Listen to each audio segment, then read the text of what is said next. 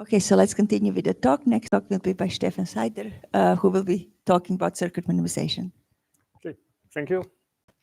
Thank you to the organizers. Nice to be here in person.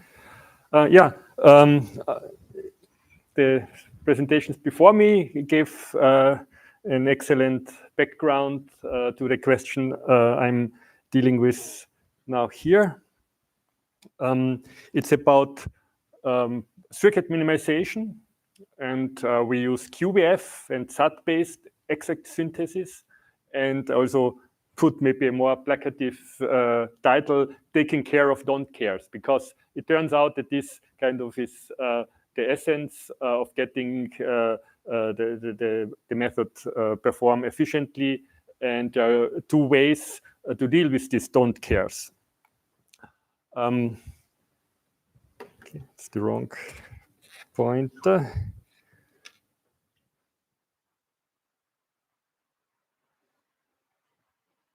All right. So circuit minimization is really, I think, a very basic problem to consider. You're given, let's say, a Boolean circuit, can be multiple outputs, can also be just one output, and you want to know whether you can find another circuit that computes exactly the same function, but with fewer gates, or you give some number m and you want to find the circuit with at most m gates. Now, it's quite easy to see that this is can't be hard, because if you only allow one circuit, then you can express unsatisfiability. So it's a difficult problem. There is another kind of a variant of it when you're given a truth table and you want to find the circuit with at most m gates to compute it. So you can consider this as slightly easier, because the truth table can be kind of large. And indeed, it was, for many years, it was open whether this problem is actually NP-hard. It was settled recently, and it uses arguments from communication complexity to show this NP-hardness. But here in this talk, I will now look at this problem more from a practical perspective. And because we have now this very efficient, powerful SAT solvers, and it's very natural to think, can we now solve, let's say, the exact synthesis problem with SAT? So the idea is you're given a truth table, and then with an encoding, you form a CNF formula depending on the truth table F and some number m, which is your number of gates that you're allowed to take, such that the circuit is satisfiable, the formula is satisfiable if and only if you can realize this truth table with a circuit with most m gates. So there are different ways of doing the particulars of the encoding, but usually you will have like a topological ordering of the gates, and then you have variables that kind of guess or decide what are the predecessors of each of the gates, and maybe you add a cardinality constraint if you want to have a certain fan-in, and so. But this is relatively straightforward to come up with such an encoding. However, this scales up to maybe 10 or 12 gates, because the formula gets quite large, and it's quite difficult to solve. So you can do it for some toy examples, but when you look at those circuits that people actually want to minimize, then you can't tackle it with this exact method. And so based on that, we thought maybe we can utilize our SAT-based local improvement framework. So that's something we have now applied to quite a variety of problems. What's the basic idea is you have some suboptimal solution, and then locally you really use kind of the graphical structure of your solution. You select some local part of it and apply now a SAT encoding to this small part, and then you try to find, in our case, it would be a smaller subcircuit. You replace it, and then you select another part, another local part, and so forth. And you basically, it's a very simple idea. This way, you can now apply this exact method to a very large instance. Of course, this way you can't solve it optimally, or you can't prove that you solved it optimally, but you can make progress and you get something like an anytime algorithm, because usually there are many ways of selecting such a local part, and so you can really run this for a long time. And usually in many applications you can get improvements, continuously improvements. And so in particular for such problems like minimizing a circuit where you really want to put this into hardware, so running this for 24 hours might be a good idea, because you save resources when you and get maybe a faster implementation of the circuit. And here just a few other problems that where we, I think, would say successfully applied this SLIM approach. So we started with computing graph decompositions, branch widths, tree widths, tree depths.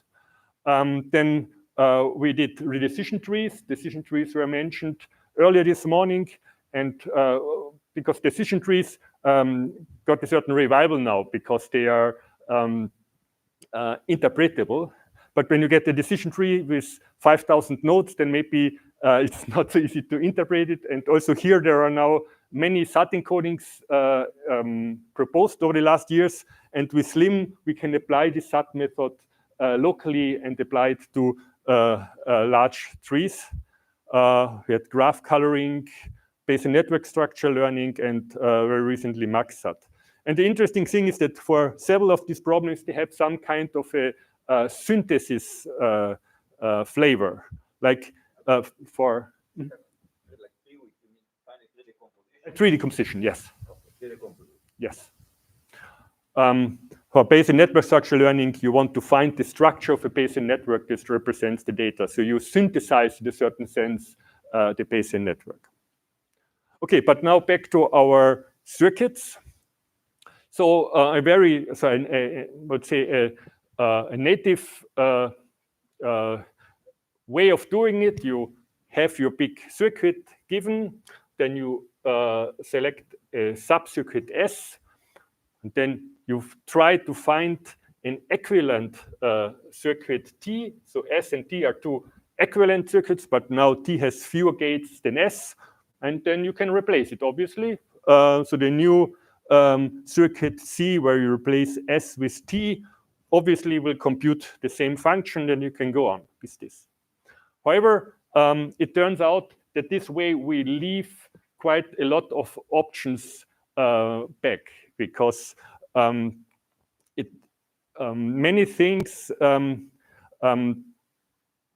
that for many inputs and many outputs, they basically don't care when we design the circuit. Some inputs will never arrive here, and some outputs will never make a difference for the output of the full circuit. So these assignments are called don't cares, which is a bit of a maybe a strange word. And actually, Knut said that the term of don't cares could only have been invented by an electrical engineer. I don't know about that, but so let's work with don't cares. Talk a little bit more about don't cares. So usually they are called controllability and observability don't cares, depending on whether you look at the inputs or the outputs of such a subcircuit. And yeah, as I already said, it often when you, let's say here in this example, you have here this subcircuit. This would be the smallest possible locally equivalent subcircuit you can replace this one with. However, when you just want to maintain the Boolean function represented by the entire circuit, you can do much better. So these don't cares, really, we need to care about them, because caring about them allows us to further reduce the size of the circuit. And now in our first version, that's actually for our tool, the thing that we did last year was to use QBF, and this allows us to implicitly handle don't cares. So we don't need even to define our don't cares. The idea is this. We replace in our big circuit, so we select some subcircuit S, and then with our SAT encoding, we basically find a new subcircuit T, but to check whether when we replace S with T, that this still gives us the same circuit, we now use QBF on the entire circuit. So basically, we have a QBF encoding which says something like there exists a subcircuit T, which is smaller than S, such that the entire circuit for all truth assignments, for all the inputs of the entire circuit, when we apply this input to the original circuit, and we apply this input to our new circuit obtained by replacing S with T, we still get the same result. So we basically check the equivalence globally on the entire circuit. And this way, don't cares are handled implicitly. And this scales quite well. Interestingly, the checking on a relatively large circuit, let's say 1,000 gates, QBF can do this, as long as the number of gates in our small circuit that we replace remains small.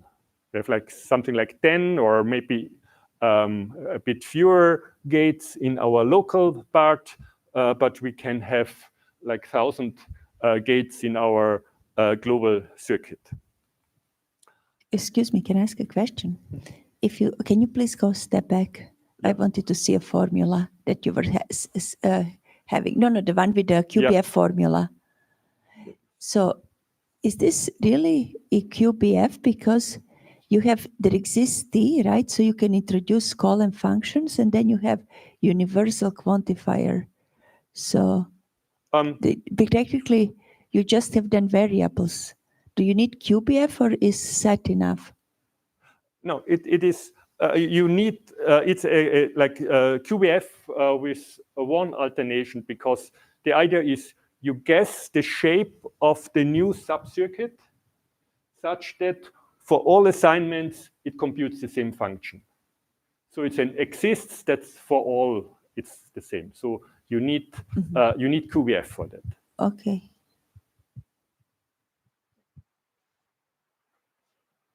However, actually, the next slide we will see how we can do it with SAT. Okay, but I will show later on some experimental results which show that actually this QBF approach is quite good. We have kind of some instances where the QBF approach works better and some where the SAT approach works better, but this works, I would say, quite well. But based on some input, and so I'm certainly not in the circuit minimization business for many years. There are conferences, workshops dedicated exactly to that, and so we got some feedback, and so therefore we now tried the different strategy. That's now explicit handling of don't cares. So again, in our SLIM procedure, we select some subcircuit S. But now we compute the relation, exactly the relation between some local inputs, some local outputs that this circuit needs to handle. Such that when then we basically replace S with this relation, it would give us the same behavior of the global circuit. And yeah, it's actually we compute those pairs between inputs and outputs that this new subcircuit basically needs to prevent to happen. And this we can express in SAT. We can make a SAT encoding that gives us exactly those pairs I and O that this basically corresponds to a tuple of this relation. And using incremental SAT solving, we can compute this relation. So each satisfying assignment gives us one tuple. Then we block this by adding this to the sat encoding, and we call it again until we have computed the full relation R. And then once we have R, we can use exact synthesis to find a smallest circuit that computes R.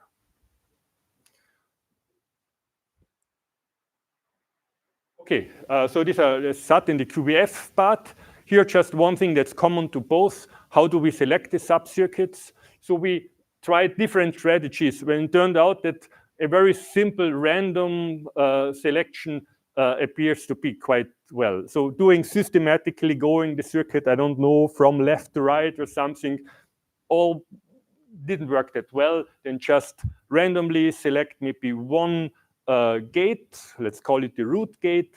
And from this root gate, we start like a BFS in our circuit, maybe by randomly choosing whether we take the next gate that we visit with BFS or not. We kind of toss a coin, and until we have found our 10 or whatever our limit on the number of gates in the subcircuit is, and then we found our subcircuit, and then we can either use the QBF-based or the SAT-based way of finding a smaller replacement. Then also some details, what turned out to be quite useful. If we can't find a smaller subcircuit, but the encoding will still give us maybe a different solution than the one that we have in our input. Then, and that's also for all other slim applications, it turns out to be quite useful to still make the replacement, because we just get a bit more variety, and it's less likely to get stuck in a local optimum. So we also make a replacement if we can't find a smaller circuit. Then what's also quite interesting, we don't want this the synthesis run till the solver says unsatisfiable, because determining that an instance is unsatisfiable takes at least an order of magnitude longer than finding a solution if it's satisfiable.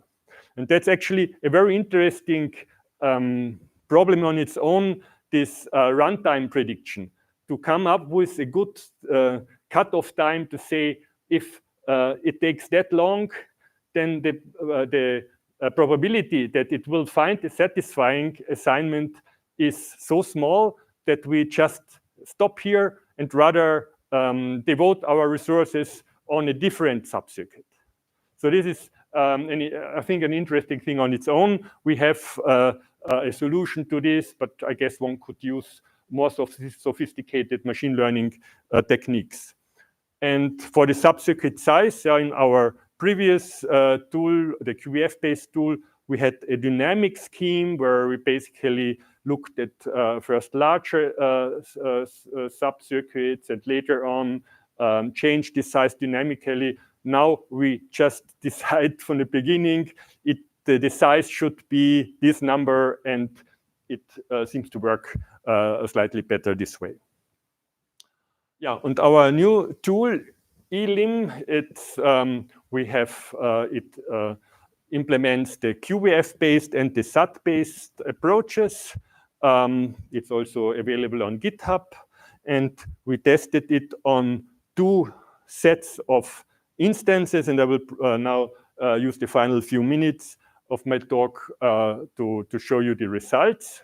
So the first set of instances come from the IWLS, that's this annual workshop on logic and synthesis, and they have 100 instances given as truth table, and the goal is to find an AND inverter graph that's basically a circuit consisting of AND gates and negations, and the AND gates have a fan-in of 2.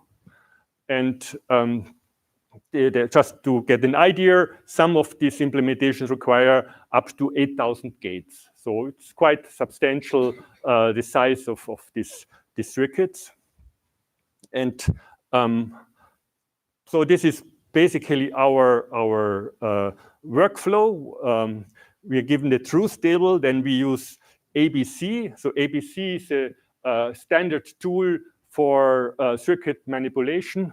And we, in particular, ABC with the deep syn flag allows us to run this for 1 hour and get a decent circuit representing the truth table. And now we start with our eSlim, with our SAT-based local improvement method. And then we loop this. It's about like 30 minutes where we take most of these 30 minutes in our SLIM procedure, where like each local improvement step takes something like between 1 and 2 minutes. So we can run about 30 such improvement steps. Then we go back to ABC, run it for 3 minutes, and go back to eSlim. This is interesting. It turned out to be quite good to interleave the SAT-based local improvement with other heuristics.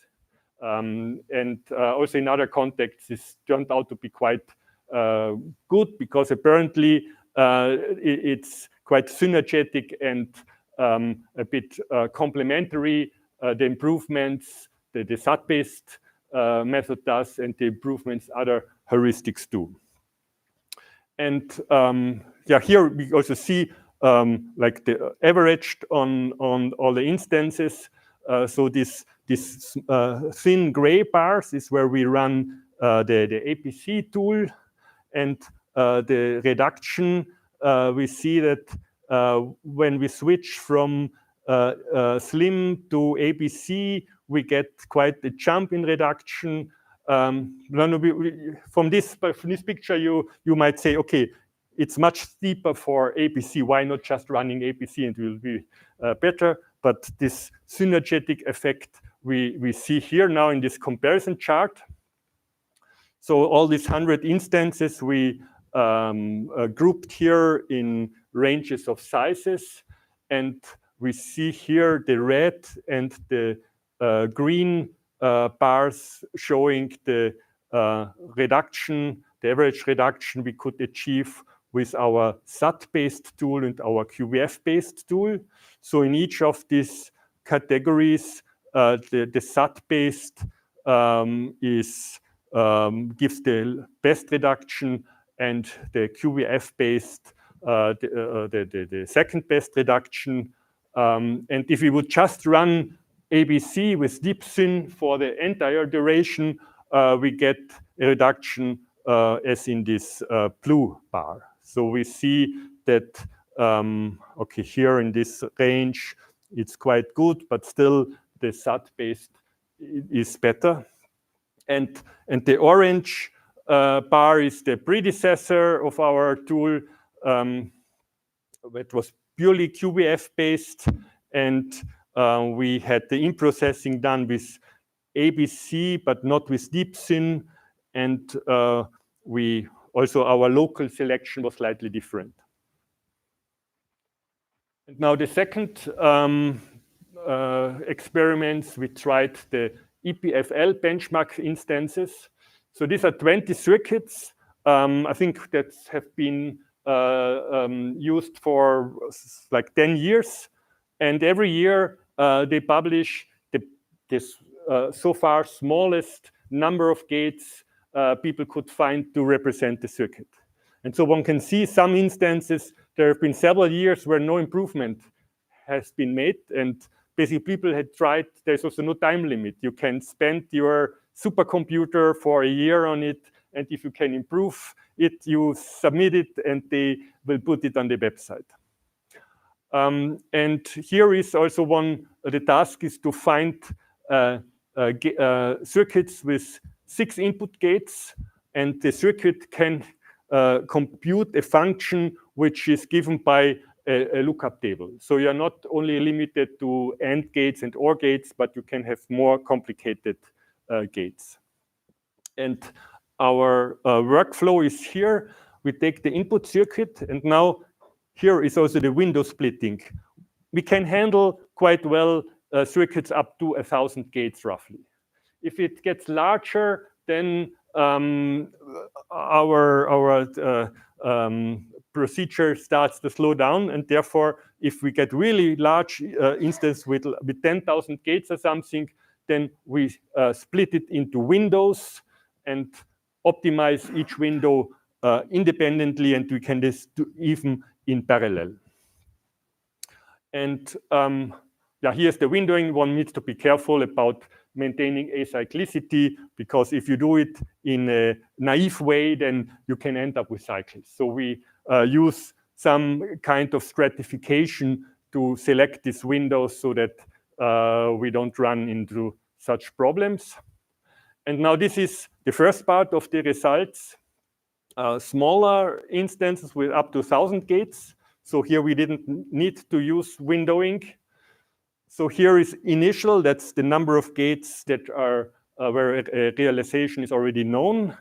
And here are the realizations we could find with our QBF and our SAT-based approach. And the red numbers are the best so far known. So we see that for all of these instances, we could find actually smaller representations. For those we could not, but who knows, maybe they are already optimal, right? They are also quite small. The picture looks even more encouraging if we now look at the larger half with more than 1,000 gates. We see that for all of them we could find a reduction. Where here is QBF and SAT without windowing, and this QBF and SAT with windowing. So SAT with windows has here the most improvements, but here I want to point your attention to this one. That's a very large instance which we could handle with QBF. So I still think that although these results on one hand, you could interpret them, okay, let's throw away the QBF approach, SAT is better. I still think that the QBF approach is maybe even the more genuine approach, and because we don't need to represent the relation explicitly for large instances, that can really help. And I think the bottleneck here is maybe the QBF solvers are just not as good enough. So we have in a different project, in the SAT modulus symmetries project, for some reason, we built our own QBF solver, and just for fun, we tried it on these instances, and it seems to work better. So I think there is still quite some room to improve these results by maybe just finding better QBF solvers. And to conclude, I think the SAT and QBF techniques work quite well for circuit synthesis problems.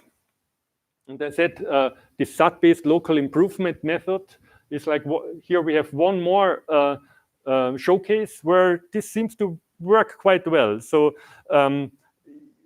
if you use SAT solvers, you are not limited to small instances. This way you can really scale it up to really massive, large instances. This interleaving, I think that's also like a common lesson learned from all these slim applications. Interleaving with a heuristic seems to be particularly efficient and effective. So that's something I would recommend doing in such a context. As we have seen, SAT might have a slight advantage over a QBF approach, but for the large instances, QBF is kind of maybe the better approach. And if we can improve QBF solvers, then we could maybe even further improve the results that one can achieve with this approach. Thank you, and I'm happy to answer any questions.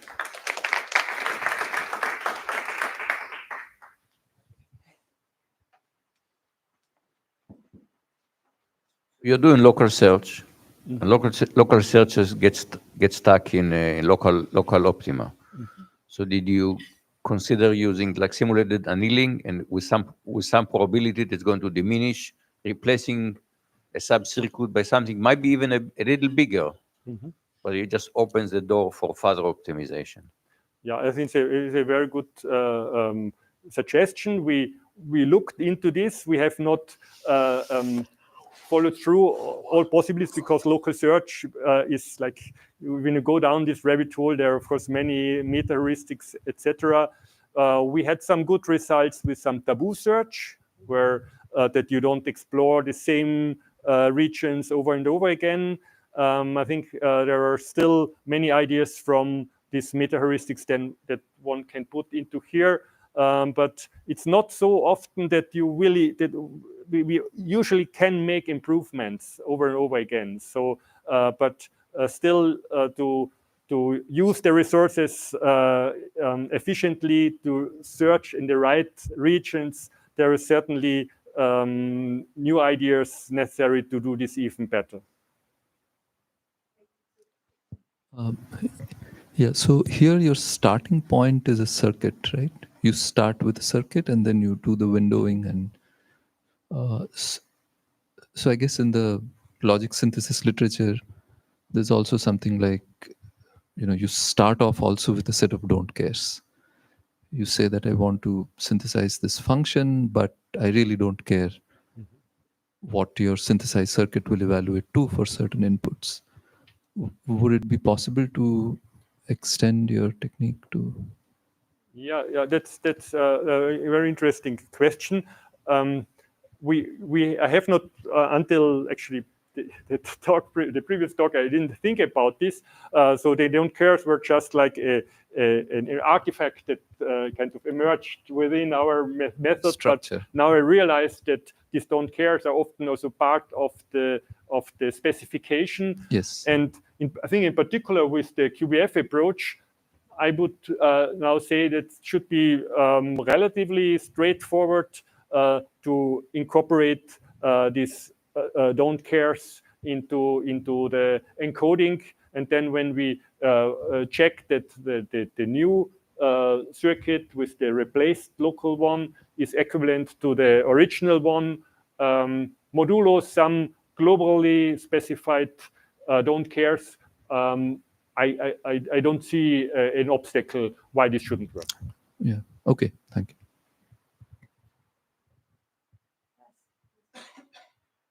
Did you consider a metric different than circuit size? I understand that the critical path of the circuit is often more interesting in practice. It could also be easier to optimize because perhaps it's more directed. You need to find the longest path and try to shorten it, which is what I understand ABC does. Yeah, so in this context, we focused on number of gates, but we have, for instance, for the decision tree minimization, there we also looked at using SLIM to minimize the depth of the decision tree.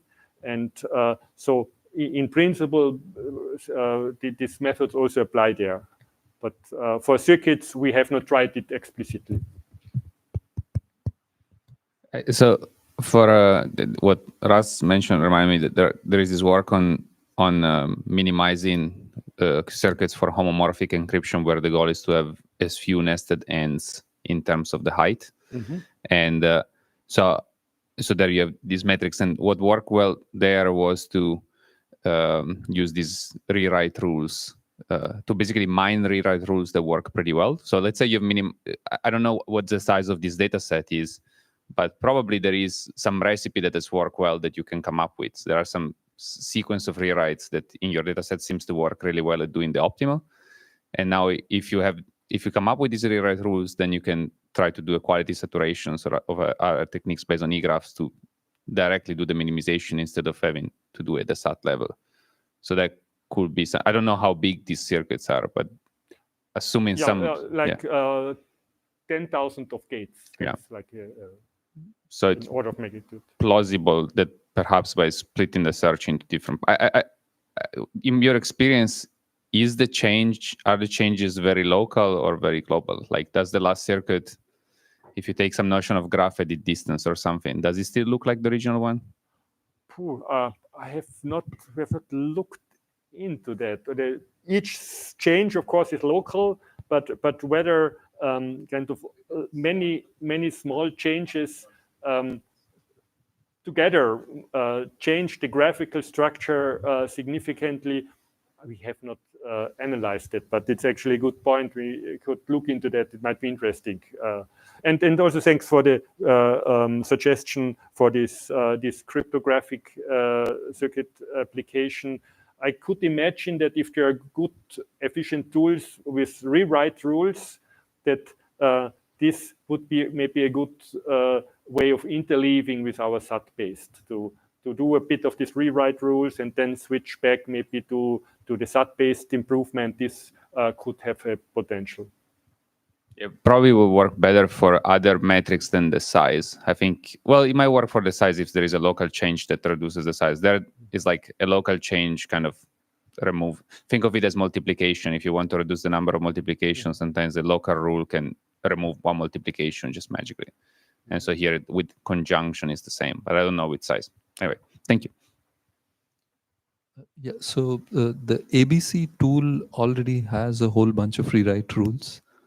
I mean, there's the ABC tool that Stefan mentioned. It implements a whole bunch of rewrite.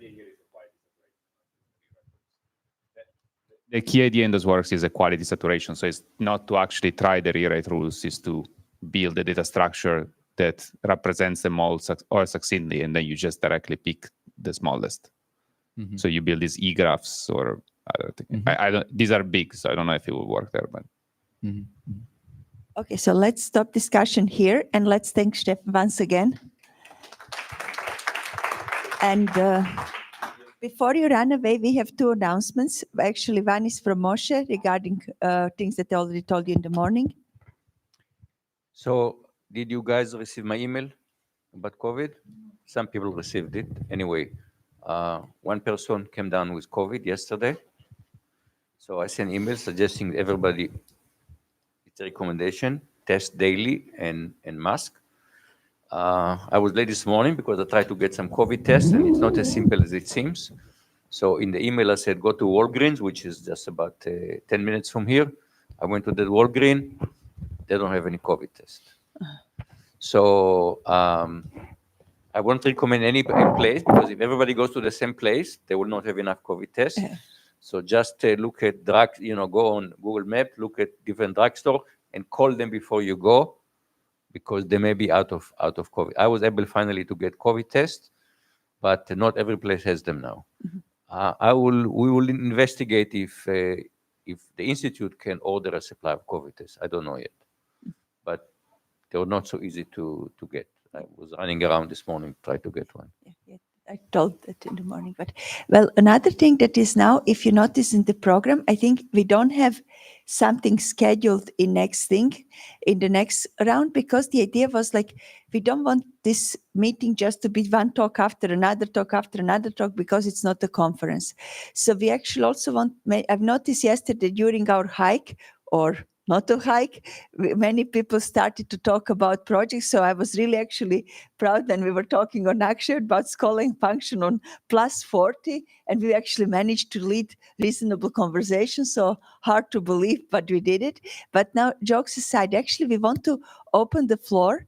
And I know that several of you says like, hey, this is the topic that I'm interested in. So if you want, you can actually come up now and say like, would anyone like to discuss something on this, about this? Or if there is no pod, we just kind of suggest you to start to work organically. But if you kind of would like to have a topic that you would like to talk about more and work with someone, and you ask like, hey, I'm interested, this is someone willing to contribute?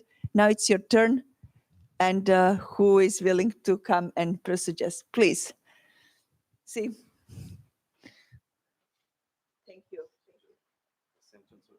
Yes. Yeah. Okay. Hi, my name is Sasha Rubin. I'm from the University of Sydney. I'm excited to to discuss with anyone interested two topics. First is what are assumptions in synthesis? What do we mean when we talk about an agent's assumptions about its environment? How should they be modeled? So we've written some work which sort of says there's a trace view and a strategy view. If you look at a lot of definitions in our literature, we sort of talk about environments as sets of sequences of environment moves. But if you look at game theory, they say, well, environments are really sets of strategies. And some of our literature does that as well. So I'm interested in that distinction. And the other thing I'm interested in is what happens when you have a synthesis problem that's unrealizable, but you can't go back to the user to refine anything. You actually want the thing to do something. Some solutions, some strategies are better than others. And we've been looking at taking, and none of this is original with me. I mean, I'm just working on these problems, right? Ideas from decision theory, sort of classic decision theory, and incorporating principles, rationality principles into decision theory, like admissibility, regret, minimizing regret, in order to suggest solutions when there isn't one that realizes the spec. Thanks. Thank you. Are there more people who would like to start discussion groups? Okay. Okay, Loris. I don't know exactly how to frame it, but like the discussion group is how to stay relevant in the era of LLM. So concretely, it's like, I mean, we have a lot of nice, cute problems that have nice definitions, and we like to solve and prove theorems about it. But now, like, I think 10 years ago when Escape started and the synthesis expedition here in US started, there was all this promise we were going to synthesize programs. And now, as Armando gave in his talk, we did all these things, and then boom, now you can just ask ChatGPT. So I think it will be interesting to find if there is a group that is interested in identifying 3-4 concrete places where our skills can be useful in making that world a little bit less chaotic. And something interesting that could come out of this group is like identifying 5 or 6 concrete tasks or grand challenges or something where we don't have to do all of it today, but at least brainstorm about it, where our skill set can be useful. Because what I don't like is like there is the them and there is the us. That doesn't work really well. And if we do that, I mean, not for everything, but for generating code, we're going to become obsolete pretty soon if we just treat it like that. So how do we embrace the two and bring our skill to the table? Yeah. So. Are there more people who would like to discuss something synthesis related? Okay, so then we have now coffee break, and we reconvene again at 2, right? Your talk is at 2, and yeah, okay. So we will have 2 talks, and then, like the idea is like, let's continue working here because I've seen many already discussions. So going on, there are several proposals to go on, and so we reconvene again at 2, and we will then stop at 3 today. And okay, so that's it. Thank you.